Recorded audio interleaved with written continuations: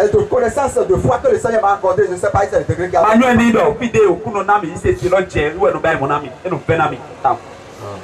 Tiens-toi ferme dans la parole de Dieu. Il est enchaîné de 2 chaînes. Les gens sont enchaînés, hein, visiblement aujourd'hui. Mais les deux bénis, il y a plein de soupçons. Visiblement. Pourquoi? Ils n'ont pas le Seigneur vivant. Ils n'ont pas Jésus-Christ vivant. Alléluia. Amen. Alléluia. Amen. Ils n'ont pas le Seigneur vivant. Alors, moi, c'est le Seigneur qui va nous sauver. C'est Jésus qui va nous sauver. Hier nuit, nous avons entendu quoi?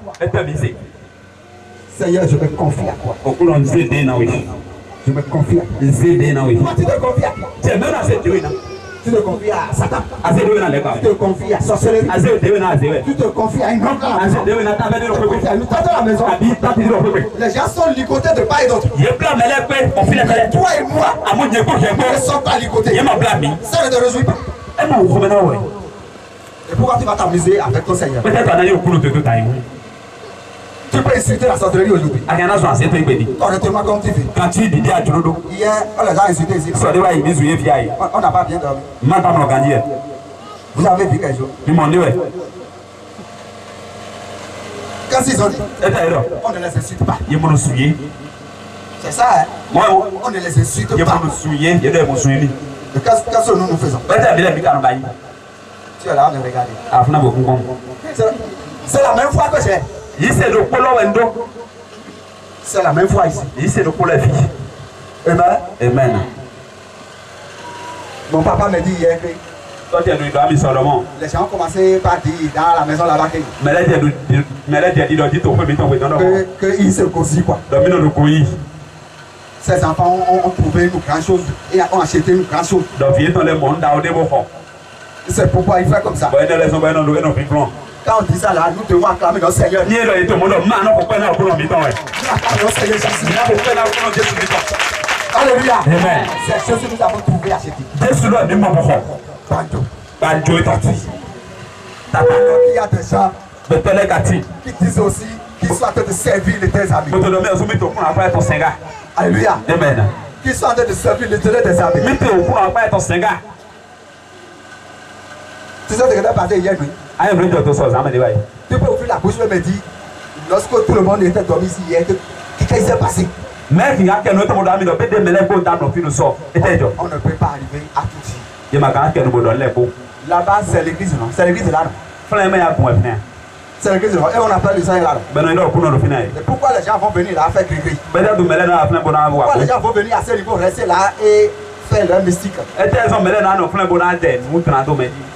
On est arrivé là hier faire gris-gris. Et quand on finit, on tape la main. Quand on finit, on tape la main. Alors que hier soir, on a dit qu'une dame avait pris par ici. Et qui est une envoyée de sa confrérie. Et elle dit quoi? Elle disait quoi? Nous allons danser. Nous allons voir. Nous allons danser. Nous allons voir. Je vous ai dit ça hier. Elle avait pris par là. C'était une commission.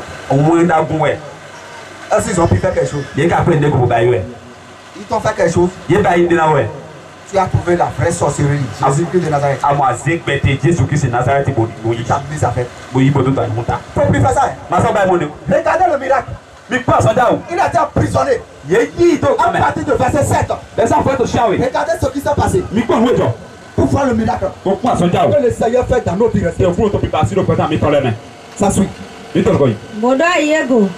Angare okuno tonde chite jrodoji. Rihonso honto ogahome. Oui. Eli nupita son adajame. Boze tite bodoramo fon chite plaun. Ogan eton le so de konyan. Alléluia. Amen. La Bible nous dit un ange de Dieu est apparu à Pierre. Et réveille Pierre. Pierre, lève-toi. Pierre s'est levé. Lorsque Pierre s'est levé, la Bible dit quoi? Il a été déchaîné en même temps. Et lui, il croyait qu'il était en vision. Bon, et il y a beaucoup de temps, il dit, non, mais ton nom, il m'a mis. À que la chose se passait réellement. L'autre a dit, On continue la lecture. il te le connaît, oui, l'homme. Anga ilo sọ́dọ̀ lẹ́ẹ̀dọ̀ blagbaja bosi yìnyín tọfọpa toe esọ basimo esọ́dọ̀ lẹ́ẹ̀dọ̀ yí àvọ̀ toe yíkọ̀ boto hihodomi. Ça va. Amen. Amen. Soyez en train de préparer. On n'a pas encore quitté là. Il m'a entendu un mot. Préparez pour nous Luc 12h35. Mais vous voyez, le pour ton tête, ton billard, après ton pantalon, on a mis une côté. Vous voyez ce qui va passer là? Il m'a dit, Là, il lui a dit quoi? elle dit, elle donne. Porte ton manteau. Elle doit être ni plaque, Quand on dit manteau, elle doit pas. l'habillement de travail. Elle passe à son. Ici maintenant, je suis avec mon manteau. Le pire dit, nous comptons de photo, elle passe à son, oui, ton pot, pour la badia et ton pot. Ce n'est pas obligatoirement faire blouson. Elle m'a dit, à Oukaka. C'est. Blouson là, il y a tout dedans. À Oukaka, le point de main. C'est ça que vous avez entendu hier. Pour l'homme, c'est sorin. La dame vous a dit ça non? Non, là, mon ami, Elle a reçu la sorcellerie chez eux. elle doit être pour l'homme. Elle a dit, là où femme, homme s'habille. Elle doit pour l'homme. Sous nous, on prend à Oukaka. On a dit qu'elle avait l'esprit d'Abiko et on veut lui faire avant bas. Et à l'issue d'avant là, c'est la sorcellerie. Frère Harry avait fait un témoignage ici. Et il a dit que moi, s'il allait rester parmi eux, il allait recevoir. Vous vous souvenez, non? À 2018 ans. C'est ça. Eh bien, Amen. ça ne me concerne pas. I don't worry. Coming. Eh bien, Amen. la Bible dit, Bible demande. l'ange a dit à Pierre, Angela dans la piste à demande. porte ton manteau. Black Baja. Porte ton manteau. Black Baja tout. Quand tu es là maintenant, tu avais ton manteau. Il y a des frères, il y a des Parce que si tu t'habilles bien et tu n'as pas la foi, Donnez la soeur nous gardez par cadeau ici. tu n'as pas ton manteau. Amado Baja. Pourquoi si nous sommes en train de faire de pouvoir guérir un enfant et l'enfant n'est pas plutôt guéri, qu'est-ce que nous faisons?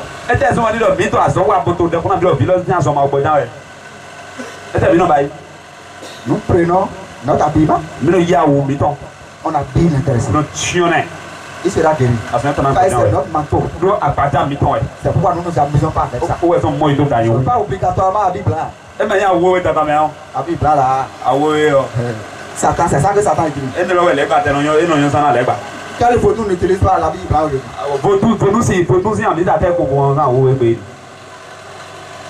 Hein? Habit blanc. C'est ça qui montre que ton esprit est blanc. Ton esprit est blanc. C'est ça? C'est les esprits sales qui portent l'habit blanc. Amen. Bien aimé. Là il dit, Pierre, Peter, pas ton manteau. Suis-moi. On ira. Et le miracle se produit. Le miracle se produit. La Bible nous dit, vas-y. Je ne vais pas dépasser la Bible. Non, ce n'est pas lui. On continue l'autre truc, on vient. D'accord, une personne menée Luc là. Parce qu'on a dit à Pierre, porte ton manteau. Porte ton manteau. Suis-moi. Luc 12, 35. Suivez bien. Ní Blagbaja mi tán, náà mi yàn mi tán ní sọ́dọ̀ òjijì. Prépare-moi ça. Ní Blagbaja mi tán, náà mi yàn mi tán ní sọ́dọ̀ òjijì. Náà mi lọ sún ní tíì, jíjìládó ìyẹ́kẹ̀tò nìkúndó òkúnà ìyẹ́tọ̀gbọ̀lẹ̀. C'est suffisant. Alléluia. Amen. Portez vos manteaux. Il faut que votre feu soit toujours allumé. Est-ce qu'on a dit d'éteindre le feu? Et pourquoi vous voulez éteindre le feu? Si quelqu'un éteint son feu, tant pis pour lui. C'est ton feu qui va éteindre. Tu ne vas pas éteindre mon feu. Non. Tu ne peux pas. Non. Beaucoup ont tenté. Beaucoup ont tenté. Aujourd'hui, ils sont devenus vauriens. Alléluia. Amen. Je te dis aujourd'hui, ils sont devenus pour rien. Moi-même, j'ai tenté partout. Et je suis vainqueur. Même dans ma famille. Je suis vainqueur. Il n'y en a pas. Quand tu me vois dans la famille aujourd'hui, tu vas fuir d'abord. Tu vas fuir d'abord. Et il y a quelque chose que nous appelons Bacha. Pour m'observer. Demandez à mon papa. J'ai dit à son grand frère. La parcelle là. La parcelle de votre papa. Personne ne touche. Demandez qui est là-dessus maintenant. Ou bien il a déjà construit. C'est mon papa qui est là. C'est n'importe qui le fait. L'enfant pour me servir. Alléluia. C'est un sorcier. L'autre là. Il a tenté partout. Il a tout fait. Mais qu'est-ce qu'il y a? Il n'y a rien. La famille tout entière a tenté.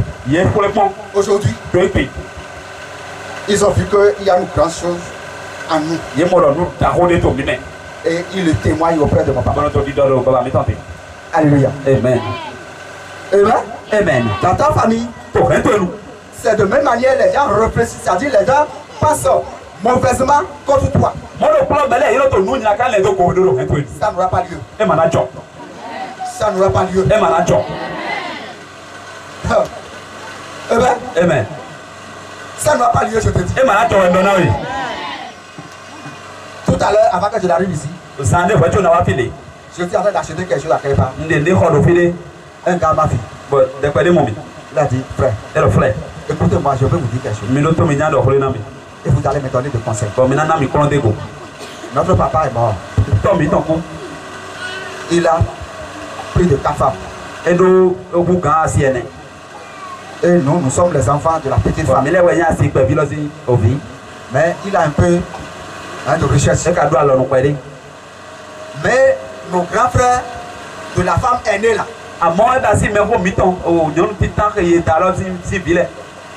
ils vendent seulement les choses sans rien nous demander. Ils vendent seulement sans rien nous demander. Nous les enfants de notre maman, nous sommes seulement 2 garçons. Et j'en suis aîné. Je me demande, mais personne ne dit rien. Les autres enfants des autres femmes là, personne ne dit rien. Alors que notre maman est la dernière maman. La dernière femme. Est-ce que c'est moi qui vais parler maintenant? Ils vendent des choses, ils vendent. Notre papa n'a rien partagé avant de partir. Qu'est-ce qu'il veut faire? Je lui ai dit. Il n'y a pas un poisson qui peut regarder la cellule blanche. Sinon, je vais te dire. Par exemple, si c'est moi qui suis ici maintenant. S'il ne savent pas faire, je vais prendre tout. Mais si je ne fais pas ça, on doit partager les choses une laisse dessous. Parce que c'est le même père qui nous a mis au monde. Ça peut être 10 francs. Je vais prendre. Ça peut être 10 francs. Je vais prendre. Mais tu sais, il faut avoir frère Jésus. Il y a un enfant de Jésus à côté de moi là.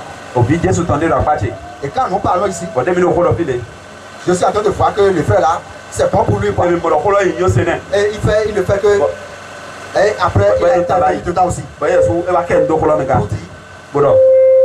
le papa t'a déjà tout dit. Si tu as Jésus, tu peux prendre tes trucs.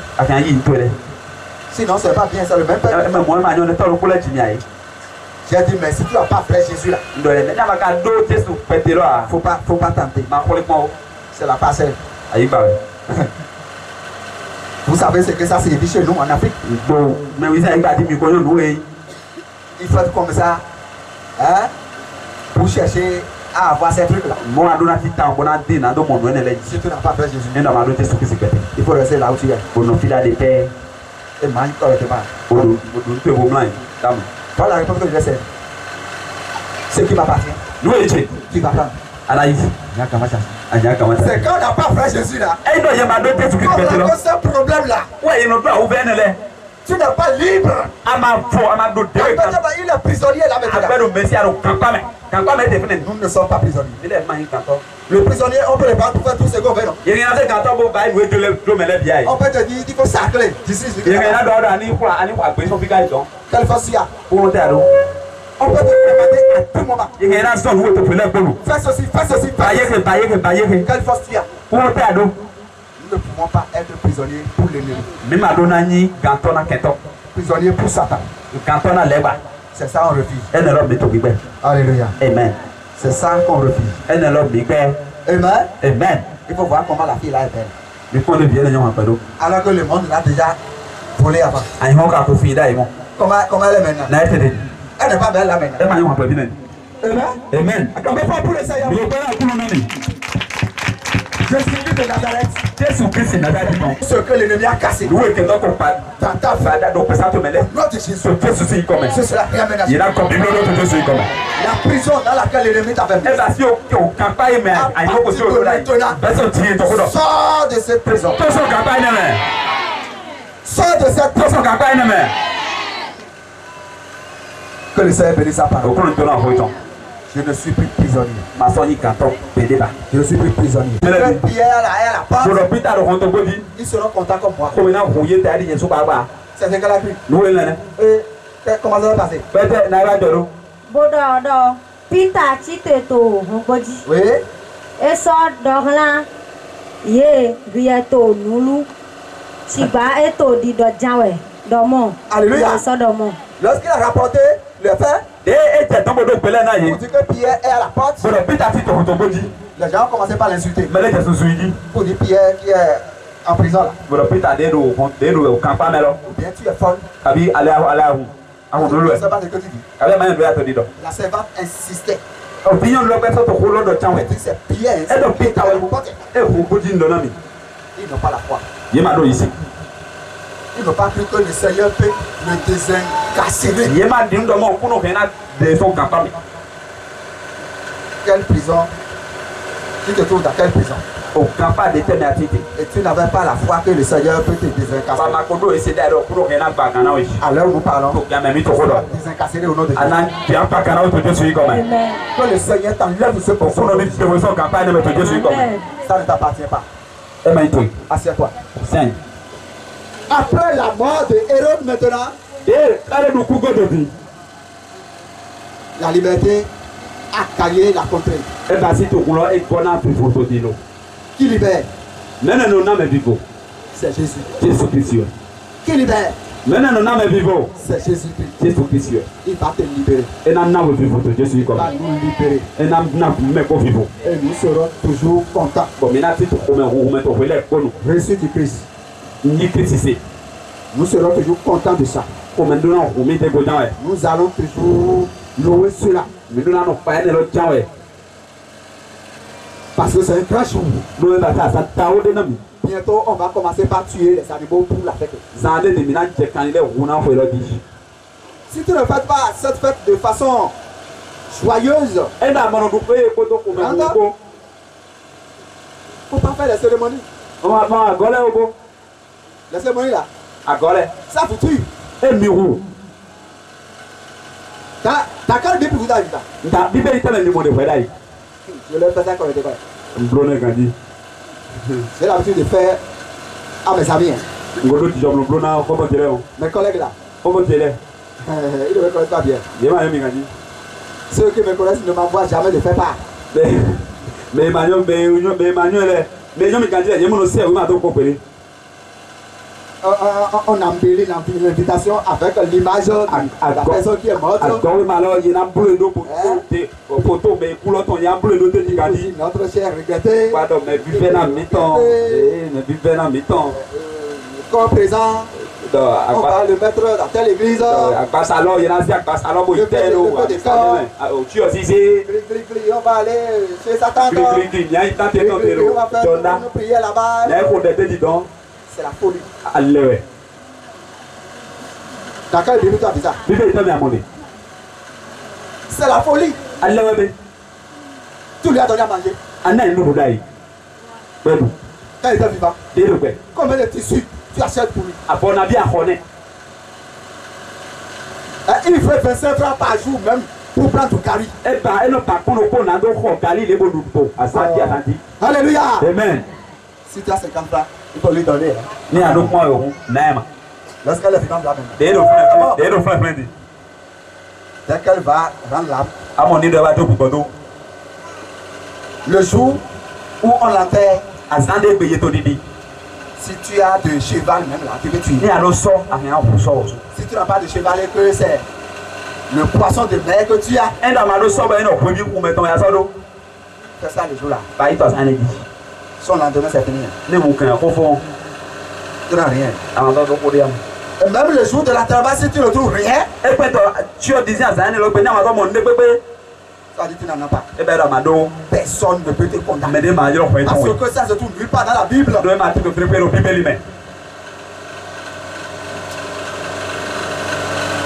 C'est les gens qui ont des gosiers profonds.